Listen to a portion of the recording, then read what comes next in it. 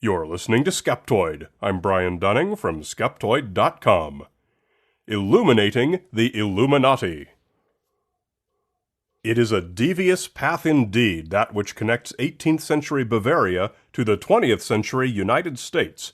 But it is an important one, because it traces the origins of one of the most prominent denizens in modern conspiracy theory mythology, the Illuminati, a shadowy cabal of powerful and influential people worldwide who secretly pull the strings of world governments and economies.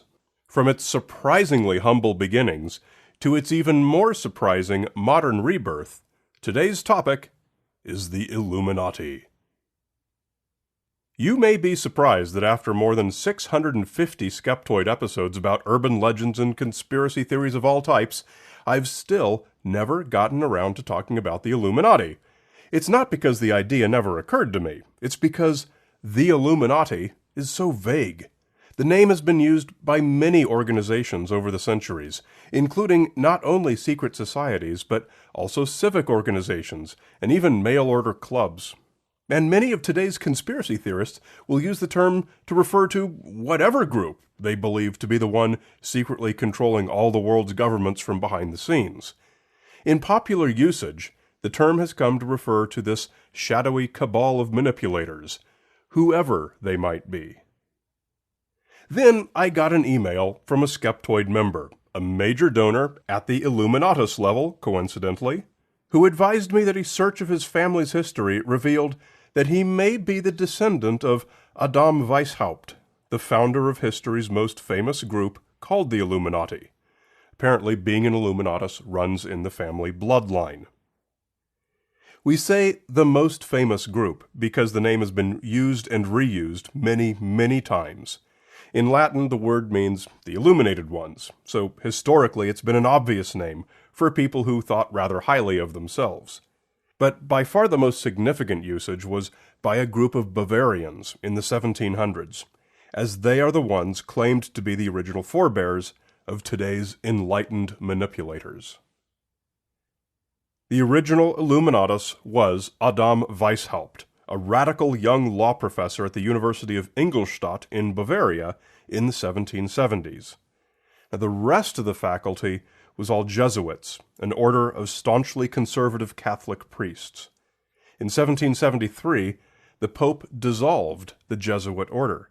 However, they still controlled this university and others. Consequently, Weishaupt, a liberal secularist who opposed the dictatorial power of the Church, was unpopular. He promoted free thought and liberalism in an environment where both were vilified. Weishaupt's efforts were driven underground, and so with a group of his current and former students, he formed a secret society wherein liberal ideas could be openly shared and debated. More like-minded young people joined them. Weishaupt had looked into Freemasonry, and though he liked a lot of things about it, he disliked others. So he took his secret society and devised a gradated degree system based on the structure of Freemasonry. After several name changes, his new society was called the Illuminati. Weishaupt devised ceremonies and signs and passwords, but struggled to write all the needed ritual documents. He borrowed a lot from the Freemasons, but ultimately all he ever managed to create were the documents for the lowest introductory degrees. One new recruit was the young Adolf von Knigge, who on his own had been seeking to create something much like what he discovered in the Illuminati. Knigge's skills at organization and recruitment soon elevated him to the role of Weishaupt's right-hand man, but they never worked well together, and there was quite an internal rift that never closed. But externally, this idea of a liberal secret society was viewed as radical chic by a Bavarian culture where ritualism and philosophical dissidence were trendy. Society's elite wore their secret society memberships on their sleeve the way today's Hollywood celebrities show off their veganism and acupuncture habits. Knigge poached senior members of Freemasonry lodges and made ongoing efforts to recruit public officials and the wealthy or influential. At its peak, the Illuminati counted some 2,000 men as having ever joined. Like the Freemasons, they admitted only men, but with only about 650 having ever taken it seriously enough to advance into at least the introductory degree. Now, there's one interesting and noteworthy point about the Illuminati. They didn't actually do anything. They read certain literature and awarded each other membership levels. They had a lot of political and philosophical conversations. Mostly they ranted to friends and prospective members about the evils of organized religion, and trolled Freemason lodges trying to recruit people. As the historian Walter Ute wrote in Liberty magazine in 1979, "The Illuminati attracted mostly university students and junior officials exasperated against clerical regimes they saw as defending superstition and oppression.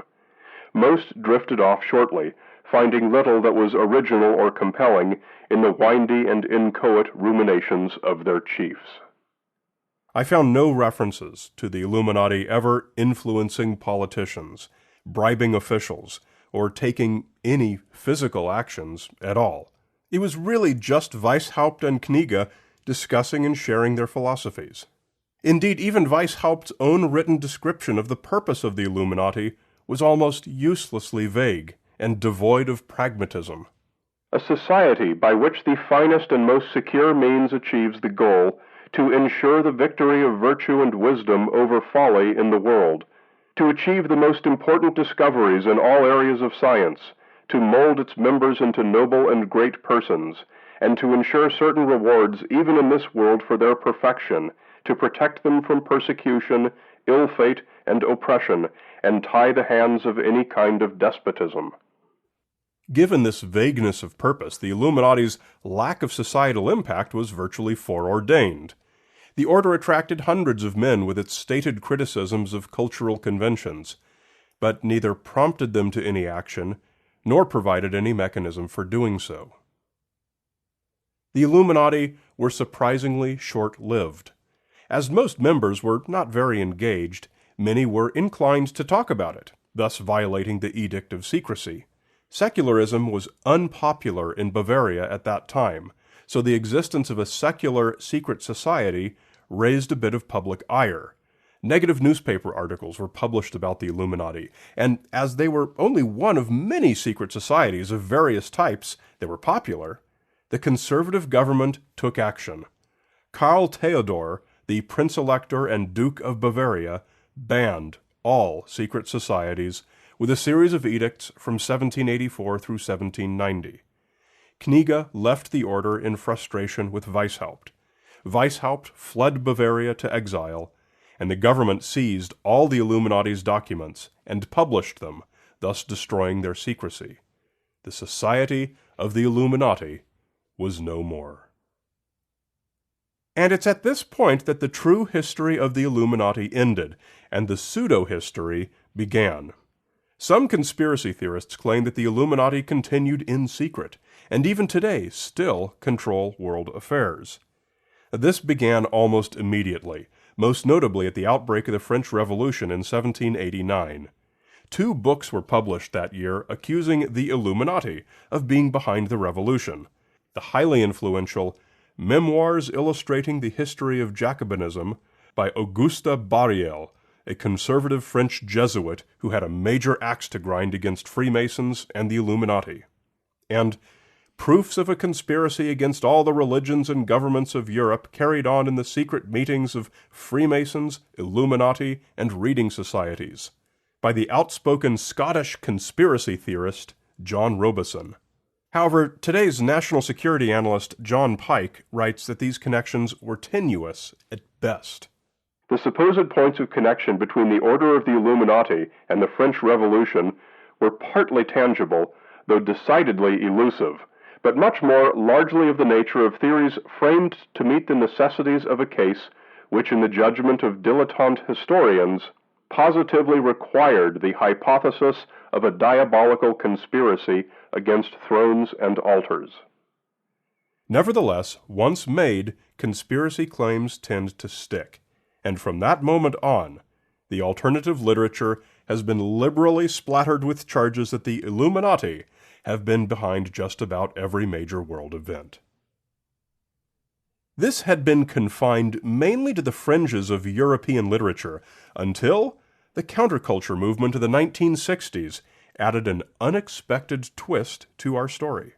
A writer at Playboy magazine, Robert Anton Wilson, was friends with author Carrie Thornley, who had co-written a satirical book called the Principia Discordia, a parody text for a parody religion called Discordia, which advocated hoaxing and misinformation.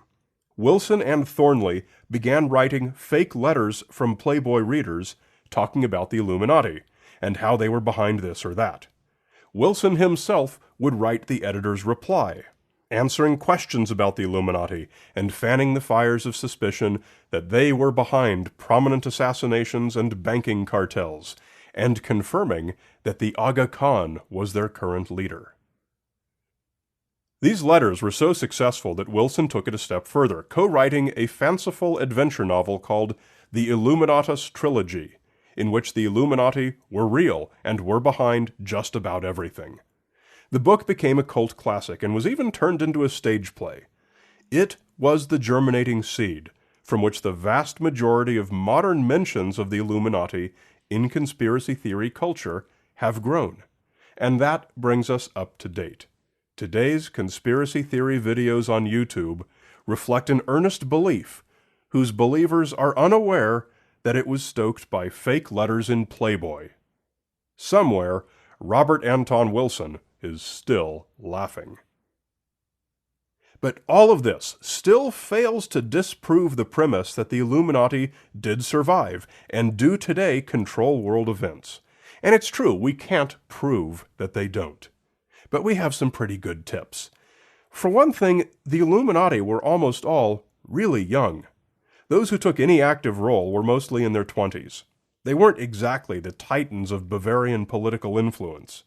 For another thing, the vast majority of those they recruited were ordinary people who generally agreed with their philosophy and said, "Sure, you can write my name on your list," and that was that. They simply weren't all that active. And finally, a lot of historians have dug into this over the years, searching for evidence that the society did continue, and come up empty-handed.